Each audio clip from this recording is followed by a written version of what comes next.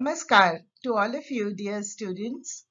I am Dr. Vibha Sharma, Associate Professor, Government Law College, Ajmer, with yet another video on Indian Evidence Act of 1872.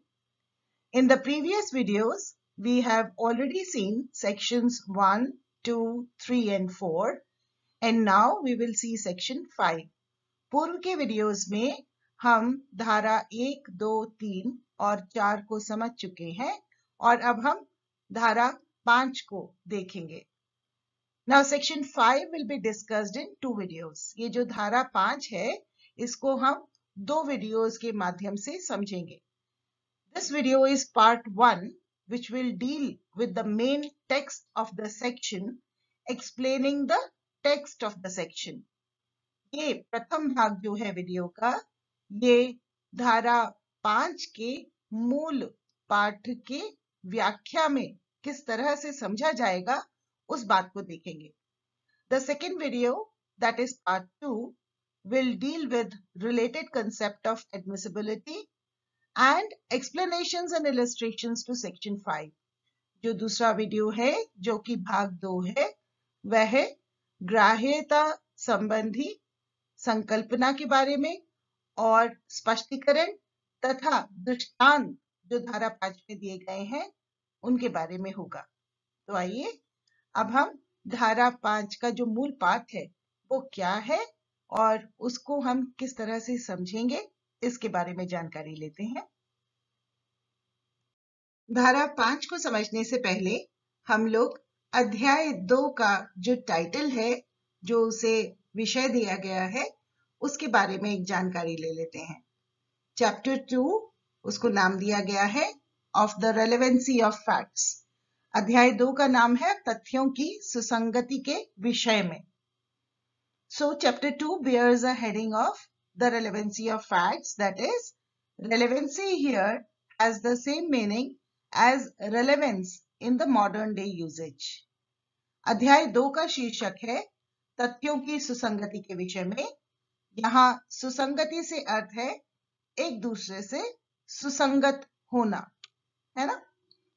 Then relevance or relevancy means a connection between two facts in such a way that belief in one fact help the court to come to a conclusion about the existence or non-existence of the other.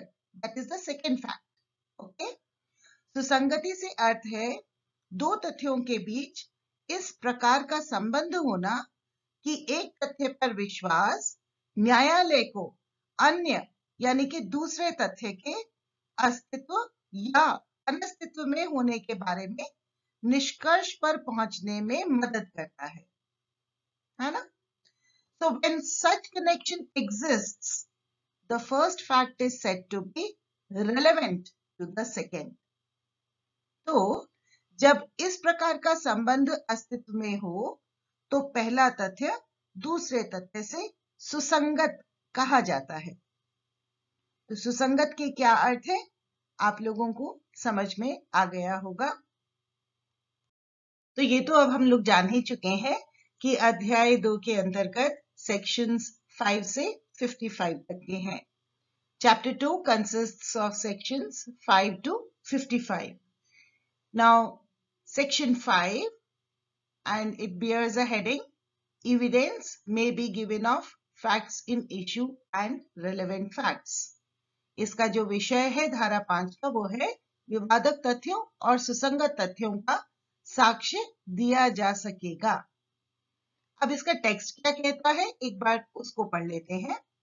In any suit or proceedings, evidence may be given of the existence or non-existence of every fact in issue and of such other facts as are declared to be relevant hereinafter and of no others. किसी वाद या कार्यवाही में हर विवादक तथ्य के और ऐसे अन्य तथ्यों के जिन्हें इतस्मिन पश्चात, इतस्मिन का मतलब इसके पश्चात यानी इसके बाद, एतस्मिन पश्चात सुसंगत घोषित किया गया है, अस्तित्व या अनस्तित्व का साक्ष्य दिया जा सकेगा और किन्हीं अन्यों का नहीं। Okay, so now coming to the understanding of section 5. धारा 5 को समझने के लिए अब हम प्रयास करते हैं, ठीक है। तो जैसा कि मैंने अपने वीडियो की शुरुआत में ही आपको बता दिया था कि सेक्शन 5 को मैंने 2 पार्ट्स में डील किया है, 2 वीडियोस के माध्यम से, नहीं तो फिर वो बहुत लंबा हो जाता है ना। तो अच्छी तरह से समझ लें हम सेक्शन 5 को, इसलिए उसको 2 पार्ट्स में डिवाइड किया था। ये वाला जो पार्ट है, पार्ट 1, जैसा कि वीडियो की शुरुआत में मैंने बताया था, will be dealing with the text of section 5। तो इस वीडियो में हम लोग जो धारा 5 का मूल पाठ है उसको समझेंगे। इस टेक्स्ट के अंतर्गत 3 एस्पेक्ट्स हैं जो कि महत्वपूर्ण है। सबसे पहला तो है कि सेक्शन 5 में कौन सा प्रिंसिपल सम्मिलित है, कौन सा सिद्धांत सम्मिलित है, which principle is contained in section 5. Then the second aspect is the words hereinafter. ये जो पद इतस्मिन पश्चात इस्तेमाल किया गया है, इसके क्या मायने हैं। और the third aspect is of no others. ये अन्यों का नहीं, इससे क्या अर्थ है। तो आज की इस वीडियो में हम लोग सेक्शन 5 के टेक्स्ट और उसकी संबंध में ये जो 3 एस्पेक्ट्स हैं इंपॉर्टेंट, इनको जानेंगे। वेरी ऑब्वियसली तो हमारा जो सेकेंड वीडियो होगा मेरा, वो होगा explanation and illustrations to section 5। धारा 5 का जो स्पष्टीकरण है और दृष्टांत है उसके बारे में होगा, और उसमें मैं रिलेटेड कंसेप्ट ऑफ एडमिसिबिलिटी यानी ग्राह्यता संबंधी संकल्पना के बारे में भी बात करूंगी, ठीक है। तो ये पूरा का पूरा जो एस्पेक्ट है ये सेकेंड वीडियो में हम लोग देख लेंगे। इंग्लिश एंड इंडियन लॉ, आंग्ल तथा भारतीय विधि, difference between relevance and admissibility, सुसंगतता तथा ग्राह्यता में क्या अंतर है, एंड एडमिसिबिलिटी सेक्शन 136, ग्राह्यता धारा 136। तो इसके बारे में, पूरे के बारे में हम लोग नेक्स्ट वीडियो में जानेंगे। ओके, तो अब हम लोग सेक्शन 5 के जो टेक्स्ट है, जो पार्ट है, उसको 1 by 1 देख लेते हैं, इन तीनों एस्पेक्ट्स को। So now we come to the first important aspect of section 5, है ना, and that is which is that principle which is contained in section 5. वो कौन सा सिद्धांत है जो कि धारा 5 में दिया हुआ है। तो जब हम सेक्शन 5 का शीर्षक देखते हैं तो उसमें लिखा हुआ है that evidence may be given of facts in issue and relevant facts. विवादक तथ्यों और सुसंगत तथ्यों का साक्ष्य दिया जा सकेगा। तो प्रिंसिपल बहुत ही स्पष्ट है that evidence can be given only of 2 categories of facts, and they are facts in issue and relevant facts. कि केवल 2 वर्गों के तथ्यों का साक्ष्य दिया जा सकता है, और वो है विवादक तथ्य और सुसंगत तथ्य, है ना। तो अब हम नेक्स्ट इंपॉर्टेंट एस्पेक्ट देखते हैं।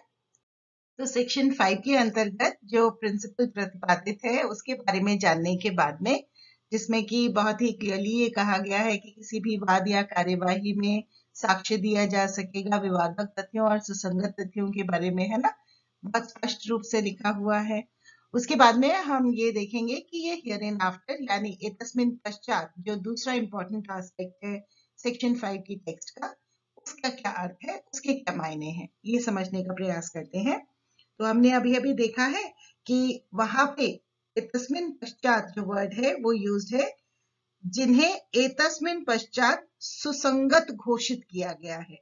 ध्यान रखिएगा, वर्ड सुसंगत इस्तेमाल है ना। That such other facts as are hereinafter declared to be relevant. तो जब हम ये एतस्मिन पश्चात शब्द को देखते हैं तो हमें ऐसा लग सकता है कि इसके on its own by itself it has 2 possible meanings without anything more, क्योंकि इसके ना तो आगे कुछ बताया है कि एतस्मिन पश्चात का क्या अर्थ है हियर एंड आफ्टर का, और ना ही बाद में कुछ बताया है। तो जब हम इसको अपने आप में देखते हैं तो हमें 2 अर्थ संभव लगते हैं। पहला अर्थ है that it means all provisions or sections of the act after section 5, यानी कि धारा 5 के बाद के अधिनियम की सभी धाराओं में जो कहा गया है। और या फिर दूसरा अर्थ हो सकता है all sections of chapter 2 after section 5, है ना, अध्याय 2 की धारा 5 के बाद की सभी धाराओं में।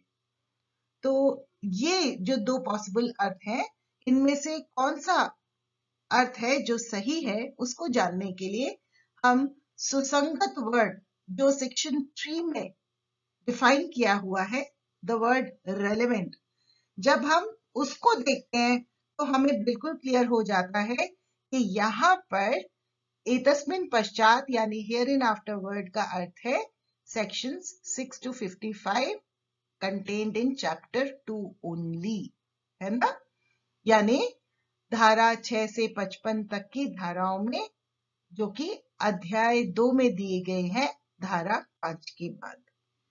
क्योंकि सुसंगत जब हम डेफिनेशन देखते हैं तो वह इस प्रकार से है, एक तथ्य दूसरे तथ्य से सुसंगत कहा जाता है, जबकि तथ्यों की सुसंगति से संबंधित इस अधिनियम के उपबंधों में निर्दिष्ट प्रकारों में से किसी भी प्रकार से वह तथ्य उस दूसरे तथ्य से संसक्त हो, है ना। One fact is said to be relevant to another when the one is connected with the other in any of the ways referred to in the provisions of this act relating to the relevancy of facts. और जब हम ढूंढते हैं कि ये relevancy of facts इस अधिनियम में कहाँ दिया गया है, तो आपको तो ध्यान ही है कि मैंने सबसे पहले चैप्टर 2 की जो हेडिंग है वो बताई थी आपको, है ना, of the relevancy of the facts. तो ये जो अध्याय 2 है यानी इंडियन एविडेंस एक्ट के अंतर्गत जो 11 अध्याय हैं, उनमें से केवल यही एक अध्याय है चैप्टर 2 जिसके अंतर्गत रेलेवेंसी से डील किया गया है, विच डील्स विद रेलेवेंसी, है ना, सुसंगतता से डील किया गया है। तो बहुत क्लियरली ये हम कह सकते हैं that here in after in section 5 refers to other sections in chapter 2 only, that is from section 6 to 55, ठीक है। Now this we already have seen that once a fact is found relevant under sections 6 to 55, the fact the party producing it acquired it illegally does not affect its relevance. हम लोग ये बात तो पहले ही देख चुके हैं पूर्व के वीडियो में कि जब धारा 6 से लेकर धारा 55 के अंतर्गत कोई तथ्य सुसंगत पाया जाता है तो फिर उसकी सुसंगतता पर इस बात का कोई प्रभाव नहीं पड़ता कि जो पक्षकार उसको न्यायालय में प्रस्तुत कर रही है उसने उसे अवैध तरीके से प्राप्त किया है ना। यहाँ पर ही एक चीज को और हम बहुत ही अच्छे से समझ लें तो अच्छा होगा, and that is that there is bound to be overlapping here. That is, one fact may be relevant under 2 or more sections. यहाँ पर एक तथ्य 2 या 2 से अधिक धाराओं में सुसंगत हो सकता है, ये हम लोगों को ध्यान में रखना है, ठीक है ना। तो ये एतस्मिन पश्चात यानी हियर एंड आफ्टर को समझने के बाद में अब हम चलते हैं जो नेक्स्ट टर्म है उसको समझने का प्रयास करते हैं। And the third term is of no others, किन्हीं अन्यों का नहीं, ये धारा 5 में जो वर्ड यूज किया है। तो इसका क्या अर्थ है? तो इसका जो उद्देश्य है, the object of this expression is to ensure that the courts do not embark on rowing inquiries into collateral facts. यानी ये जब पद इस्तेमाल किया गया है इस धारा के अंतर्गत तो उसका उद्देश्य है कि न्यायालय के द्वारा जो अन्वेषण किया जा रहा है उसको निर्बंधित करना, कहीं ऐसा ना हो कि न्यायालय संपार्श्विक तथ्यों में ही उलझ जाए। तो उनका जो दायरा है अन्वेषण का, जो इंक्वायरी की जो लिमिटेशन है वो उसको बतलाना, ठीक है। उसके बाद में it actually limits the scope of the inquiry to what is laid down in sections 6 to 55. Anything beyond it is not relevant. ध्यान रखिएगा, है ना, that section 5 is इंक्वायरी का क्षेत्र को सीमित करता है, यानी ये पद किन्हीं अन्यों का नहीं, ये पद उस चीज को अपवर्जित करता है जो धारा 6 से 55 की परिधि में नहीं आती है। ठीक है ना? और फिर उसके बाद जब हम बात करते हैं उसके एम्फेसिस की, तो ये पद किन्हीं अन्यों का नहीं यानी ऑफ नो अदर्स, ये एक्चुअली एम्फेसाइज करता है on the exclusivity of chapter 2 on matters of relevancy. ये पद जो है इस बात पर जोर देता है कि सुसंगतता के विषय में अध्याय 2 अनन्य है यानी विशिष्ट है, तो उसकी विशिष्टता पर बल देता है। ठीक है ना? तो आई रियली होप कि सेक्शन 5 का जो टेक्स्ट है और उसके जो इम्पोर्टेंट एस्पेक्ट्स हैं वो आप लोग बहुत ही अच्छी तरह से समझ गए होंगे और अपनी पढ़ाई भी कर रहे होंगे, अपना ध्यान भी रख रहे होंगे, अपने घर में भी सबका ध्यान रख रहे होंगे। All the very best for your examinations. Yes, they are to happen और शायद अक्टूबर में होंगे आपके एग्जाम्स, तो just keep on preparing. All the very best to all of you. God bless you always. Please take care of yourselves. Okay? Thank you. Thank you so much. Bye.